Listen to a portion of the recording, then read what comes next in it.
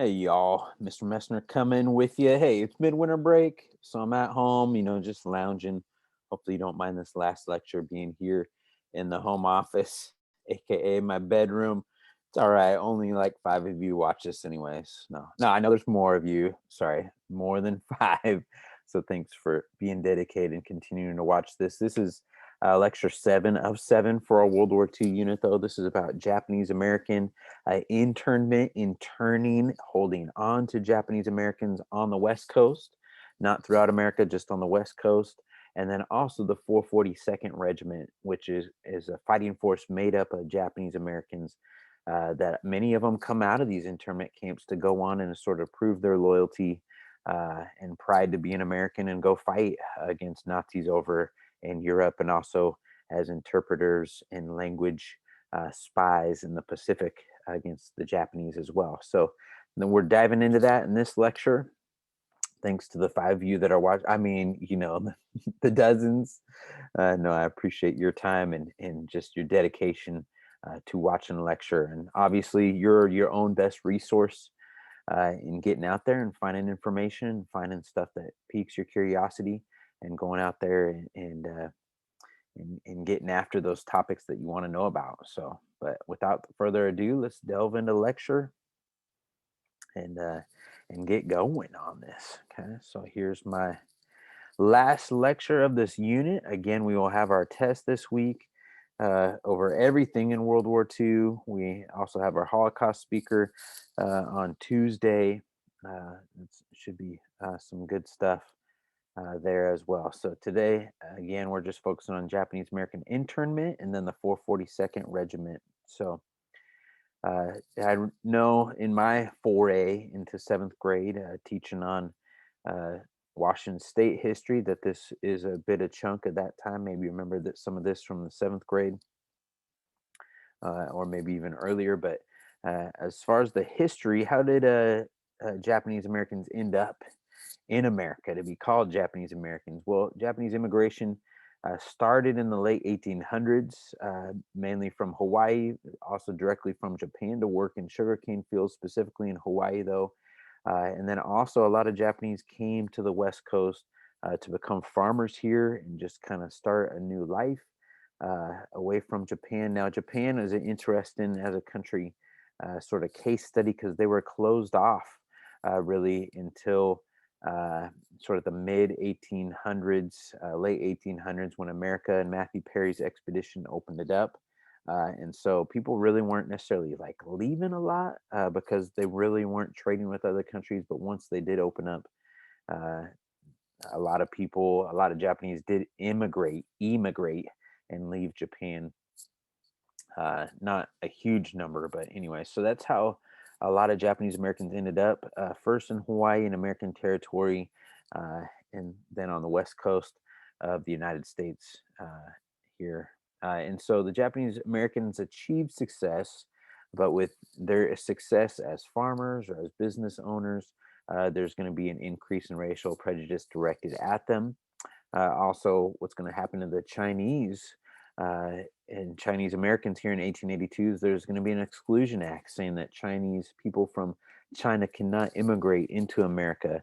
And so there's going to kind of be just a sort of a racial stereotyping that also is going to be kind of directed at the Japanese, even though they're not Chinese, but coming from Asia, there's going to be sort of this kind of founded prejudice against them as well, lumping them in with another Asian ethnic group that many Americans felt was stealing their jobs and a threat to sort of an American way of life. But I like this ad. This is from a business owner in Salem, Oregon. He talks about how he's an American. He's lived decades here. He has his own business. He's raised 5 children here. So because of the 14th Amendment, they're all American citizens born here in America now. So, and he's just saying, I love my United States. And this is an ad he placed uh, in the Salem paper right before Japanese Americans were about to be deported to these camps that is going to be set up. So, but at the time of Pearl Harbor, again, December 7th, 1941, remember that date, there's about 120,000 people of Japanese descent living on the West Coast of the United States. Most of them are actually American citizens. But everyone at that time, once war broke out, was labeled as a 4C designation. So if you're like 1A, you're like a young man that's fit for military service. And then a 4C is anyone trying to serve or be in government. You're labeled as an enemy alien. So you're here kind of, as an immigrant, but you're considered an enemy, kind of, even though you're here, living here, even if you're an American citizen. So it's kind of a weird deal, how we just are going to target and paint one specific ethnic group as being enemy. We're not necessarily going to do that to Italian Americans, German Americans, and the numbers for those groups are far larger than 120,000 of Italian or German ancestry, so it'd be a lot tougher to track. But again, this is one of the enemy countries, Japan, that we're fighting against, and the numbers aren't so large. I mean, 120,000 is a lot of people, but a bit easier to track and identify because their numbers are a bit fewer than German Americans and Italian Americans. So Franklin Roosevelt, when he's president, quickly after the bombing of Pearl Harbor, is going to sign Executive Order 9066. This is one of the most famous ones in American history, which is really going to authorize the military to exclude anyone they want. So, any and all persons from designated areas of the country as necessary for national defense. So, essentially, if there's a reason to believe that there's groups of people or singular people that are going to be a threat to America, like the military can exclude them from certain areas, like being away from Hanford Reservation, making top secret nuclear stuff in Eastern Washington, for instance. But what we're going to do to all Japanese Americans and say they're all a threat. So we give the military authority to really move them so they're not a threat anymore, what we feel a threat to the country. And so what that is going to look like is, and what we call it is internment, where you're holding on to someone, you're interning, you're holding on uh, to them for a period of time for their safety, for the country's safety. It's important to note 120,000 uh, Japanese Americans are going to be interned in the camps, and two-thirds of them are U.S. citizens. Okay, so what is 66% of 120,000? Was that 80,000 of these that are going to be placed in camps are American citizens, most of which born here in America. And then also important to note, none of them were ever charged with a crime of treason, sedition, acting against the country during World War II. So it's another little interesting stat of, hey, you had this perception that this group was going to be treacherous or traitorous, when in fact there's really not even any suspicion. You might have reasonable suspicion, but there's no real cause. There's no actual proving that there was anything to be fearful of this community. And so Japanese Americans were notified in early 1942 that they had to move to camps. Sometimes they were given a couple of weeks, a month was about normal, a month and a half. But they were notified that you can only take what you could carry. So if you had, suitcases, whatever you could pack in there, great. But what do you do with businesses? What do you do with homes? What do you do with furniture or other family heirlooms you've passed on for generations? Many of that had to be left, hopefully, in safe hands of people that were of Japanese American ancestry and friends that you really trusted. A lot of it had to be sold and gotten rid of or just given away. So there's lots of stories, especially in our area, of families giving away stuff or just having a part with very valuable stuff for next to nothing because it had to go. Like it was part of fulfilling this government orders, of which pretty much everyone complied with. Very little resistance to the orders given, because for many in the Japanese American community, this was their chance to prove their loyalty, not to Japan, but to America, and just be like, okay, we're going to listen to what you are telling us to do and do it because we are loyal and we're proving ourselves to the American government. So many in our region were first transferred to the Puyallup Fairgrounds. So if you've ever been to the fair there, well, that has a rich history for many reasons, but amongst Japanese Americans in the Seattle, Tacoma region are going to be transported from those metropolitan areas to the Pallette Fairgrounds, where they're going to be housed for several months in the animal barns and stalls and all those huge buildings that they have there until their camp could be set up. There's a couple different camps that people from our region is going to go to. I'll look at that when we look at the map, but so they literally had to wait for their camps to be built. And so they're just being housed at the Puyallup Fairgrounds waiting for that. And there's a monument there on the fairgrounds. I should have included a picture of it, but gold star to you if you can go find it next time you're at the fair. So, but here's a picture of Camp Harmony, the Puyallup Fairgrounds at the time.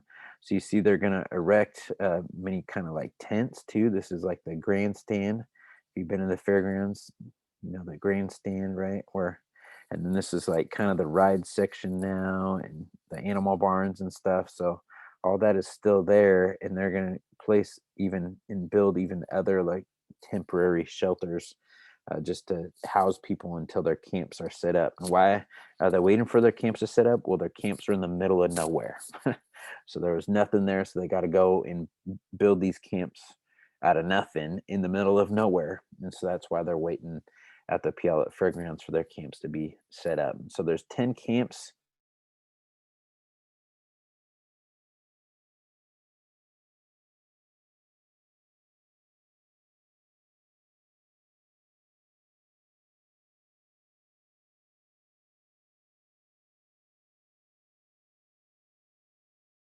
War that prisoners had a better life because at least they were insulated from the cold, they were insulated from the warm, and then what do you do when you're in these camps in the middle of nowhere? Well, there's improvised stores, like grocery stores set up. Again, you only had so many rations you could get for your family. Then what do you do to pass the time? Well, there's quilting clubs, sewing clubs, there's like cooking clubs, but baseball became like the favorite pastime to engage in. And people, men, women, young, old, kids, partaked in baseball. And so you'd either go as a spectator or participate on teams. It was kind of like the big thing in all 10 of these camps that became sort of a way to pass the time and still like engage in sort of social and communal activities. But you had these huge long houses in dorm rooms, and you had several families living in one. So sometimes all that would separate you is a curtain from the next family over. So you get to hear everyone's business, family business, and kind of be in it. And you'd have no way around it. So very dehumanizing. You had no privacy. Um, so uh, yeah. So moving on. Here's the line right here. So this deep black line. So not everyone in Washington of Japanese ancestry had to go, but if you lived west of this black line, then you would be removed to one of these camps, most of which are east of that line. Some of them are still in California, but again, Manzanar is like middle of nowhere, California, near Death Valley, very high, very hot. And then you see also southern Arizona. Some are as far away as Arkansas, because that was a good chance, good place to build camps. And then via train, people would be transported there. So mainly most of our sort of regions, people that were in turn went to Heart Mountain, Minidoka, some to Tule Lake, uh, but or same with Oregonians. If you lived in California, you could go to any number of these camps, and same with Arizona too. And students always ask, well, what happens if you lived east of that line? Well, really nothing would happen to you, but there's very few Japanese Americans living east of this line, which is why this line became such a big deal. And so after World War II, uh, it's interesting that about 4,700 Americans of Japanese ancestry were sent directly to Japan from the camps. They were given a choice. Hey, do you want to return back to your life, go back to your city?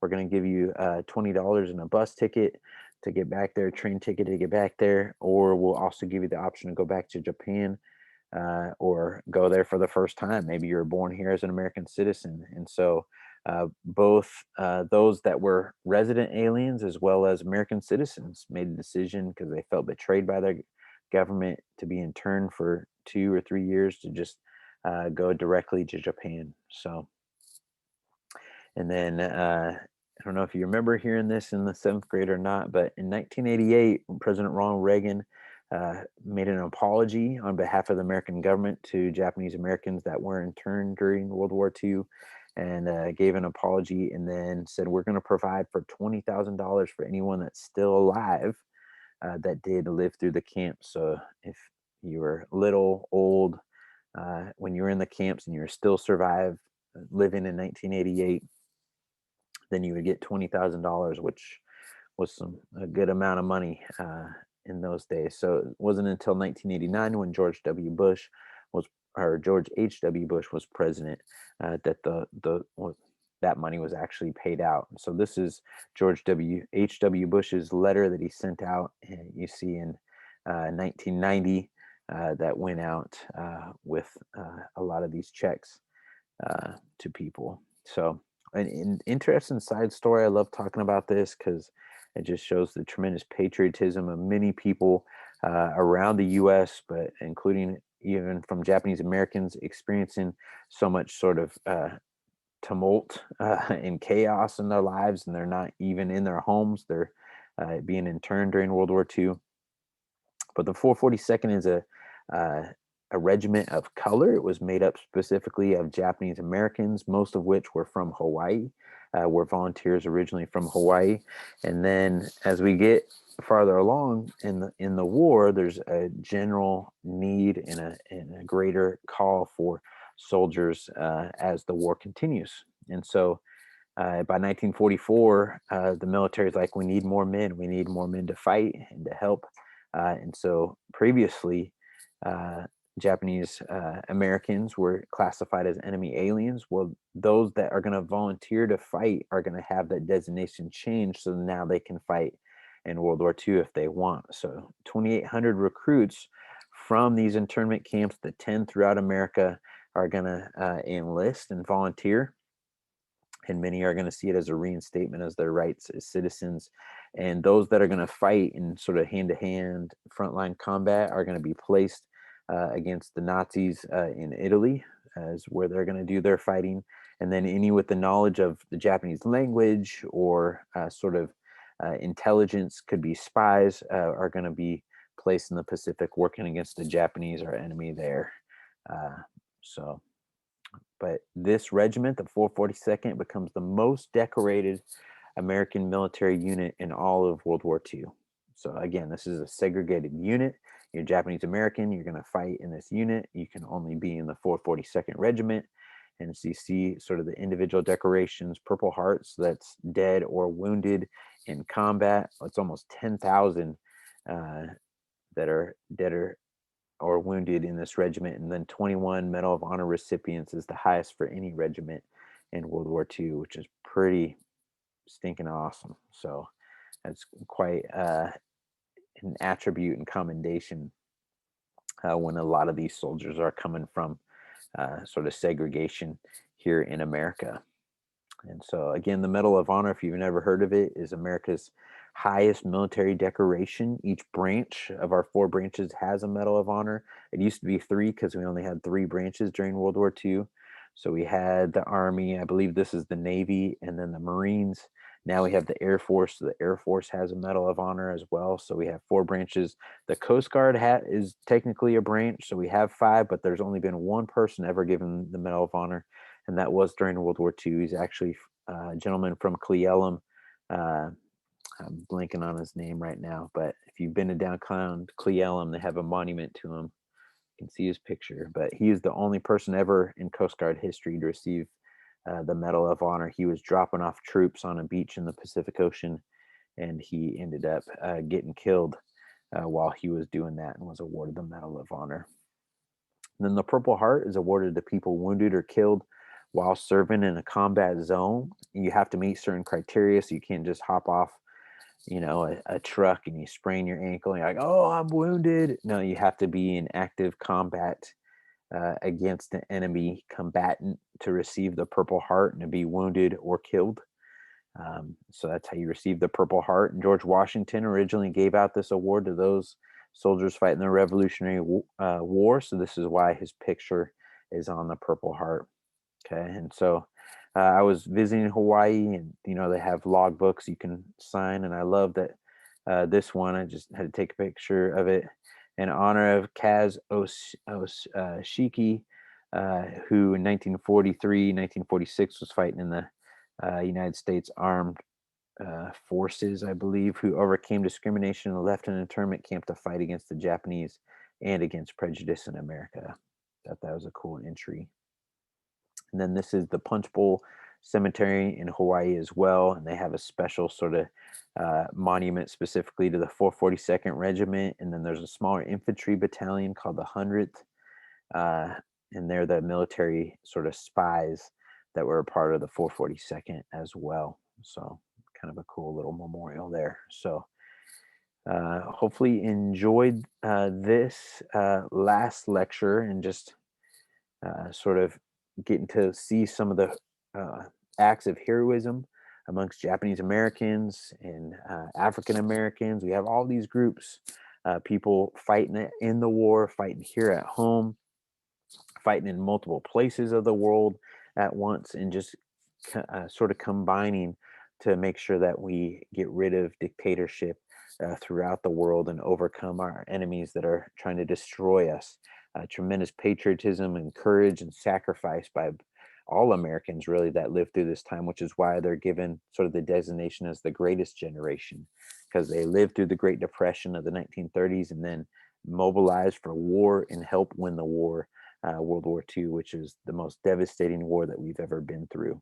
And so this is our last lecture. Hopefully you enjoyed, and we'll have a chance to review for the test, which it will be the next time I see you on Thursday or Friday.